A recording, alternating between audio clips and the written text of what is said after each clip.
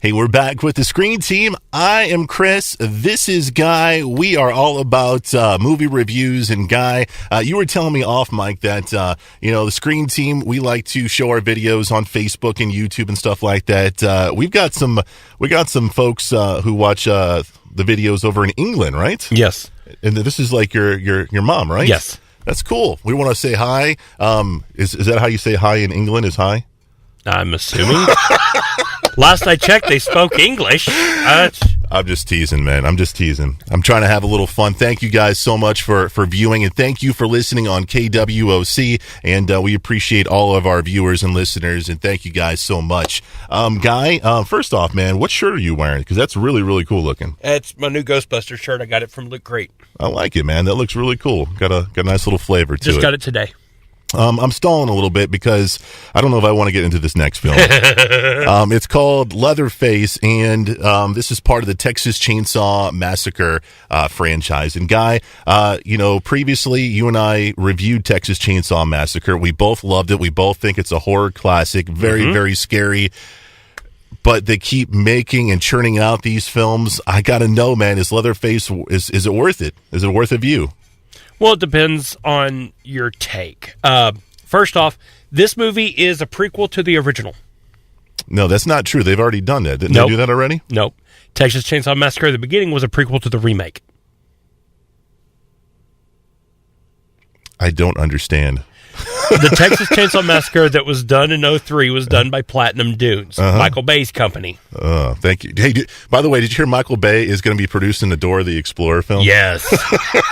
That's all we need, the monkey blowing up. Anyway, Texas Chainsaw Massacre at the beginning is a prequel to that movie. Okay. This movie is supposed to be a prequel to the original 1974 Tobe Hooper version. In fact, Tobe Hooper is an executive producer on this before he passed away. But let's be completely honest, at this point it was more of a legacy credit. He really had no input. They took elements from the remake and put it in here to try to make it match, even though it's not supposed to be.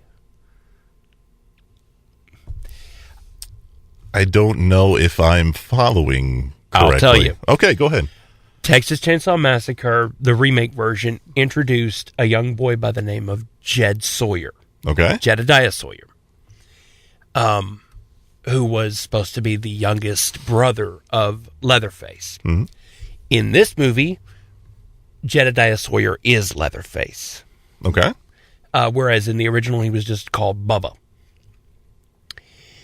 Elements from the remake, he has a disfigured face. That's why he wears the mask.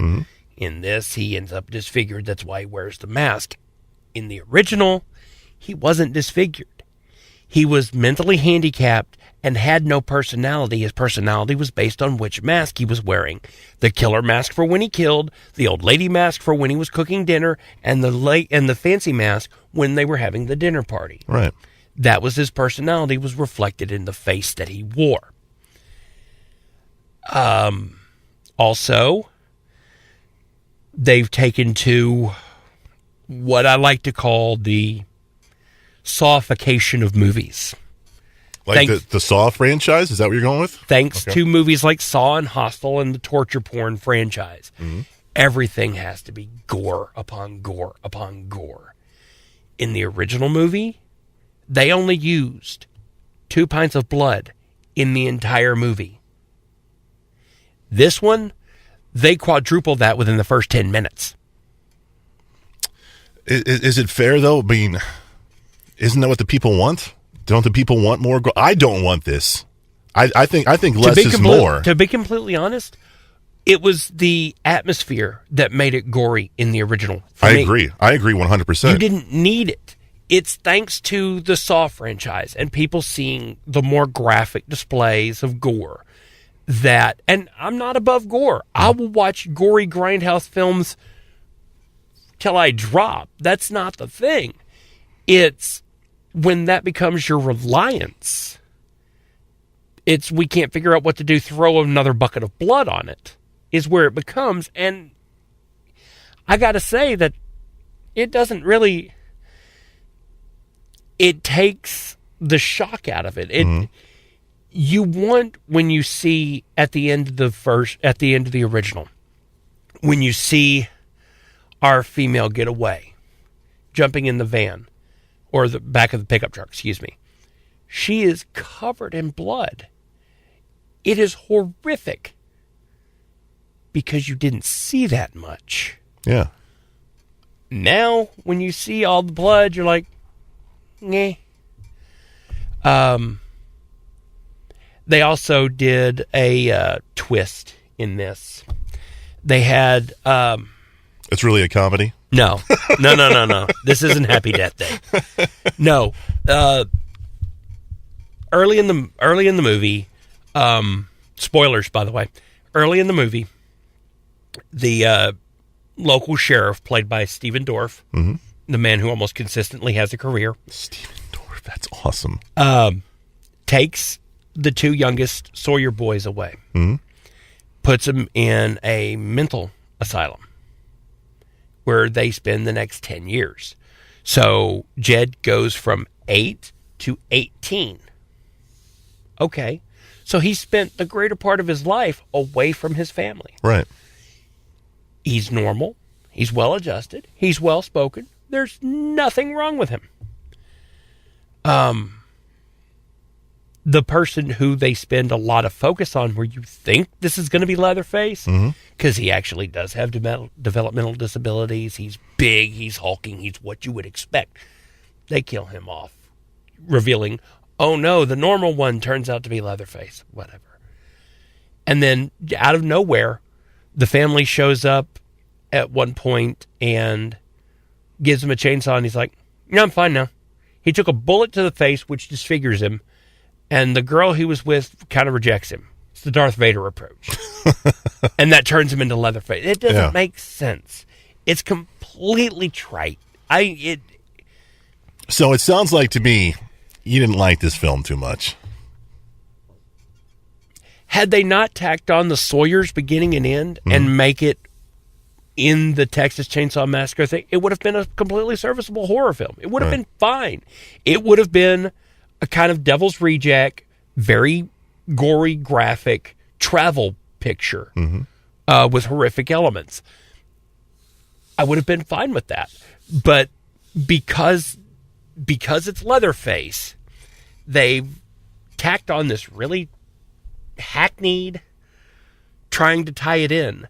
And the downside is, after Mama sews his face up and puts a harness on him to keep his jaw in place so it can heal, gives him his chainsaw.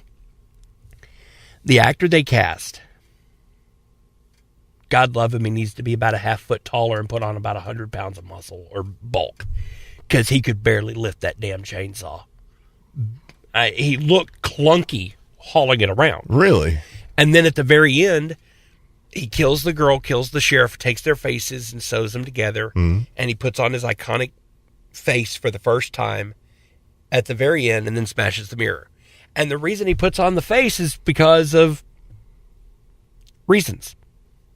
Because of reasons? They don't explain it. They make no sense. Yeah. It's, hey, he's Leatherface, let's put him in the face. Is exactly the reason he's in there, is because Leatherface wears a mask of faces, so let's put him in a mask of faces, and boom, there you go.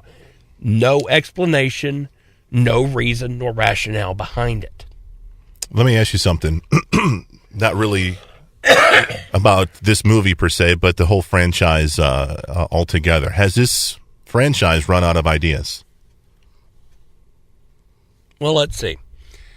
You had the original, which was fantastic. You had the second one, which kind of made Leatherface a goofy air humper. You had the third one, which made Leatherface get talked down to by Renee Zellweger. She was in the third one? Yeah. Okay. Yeah, Leatherface is standing up screaming, and she just says, sit down and shut up, and he does. Yeah. So any sense of dramatic whatever with gone. Yeah. And then you had Texas Chainsaw Massacre, the New Generation. That was a piece of crap. 10 years later, they did the remake. It was moderately okay. they did the beginning, which was the prequel to the remake. And all it did was say, hey, in the remake, this person has teeth missing. Well, now we're going to show you how he lost his teeth. In the remake, it had legs missing. Now we're going to show you how he lost his legs. Because it happened here, we must show it. When that didn't go anywhere, they had Texas Chainsaw Massacre 3D. I remember that one. And then this one. So it's not that they've ran out of ideas. It's execution. They're not executing ideas properly, which honestly, I read a draft script of this because this has been sitting on the shelf for a year before its release. This has been in the can. But I read one of the original drafts of this, which took Jed and had him bouncing from foster home to foster home. And one of them had a woman who wanted a girl instead of a boy, so forced him at like the age of 10 to 13 to wear dresses and makeup and be a girl. Right. Which would have been a great idea to explain why Leatherface has the masks that have the makeup on. Yeah. It would have explained it in a very smart way. No, that was completely removed from the script. Not even in the film. I wonder why they took that out. I have no earthly idea. Interesting. All right, man. So Leatherface, should people rent it, watch it? I mean, if they're a fan of horror, do they get it, or do they just pass it along and try something else? If you like the gory travel films like Devil's Rejects, yeah, watch it. It's good. Okay. If you're looking for an in-depth explanation as to, how Leatherface became Leatherface, watch the original. Because all he is the family guard dog. He's exceedingly territorial, protective of his family. He was raised to be a butcher. That's all you need to know. You don't need an in-depth explanation of him. You don't need to know where he went to school, for crying out loud. No. All right. The movie's called Leatherface, and you can find it, all right? We've got Guy here. He's got one more. He's going to try to explain Mother. It's coming your way next on the Screen Team.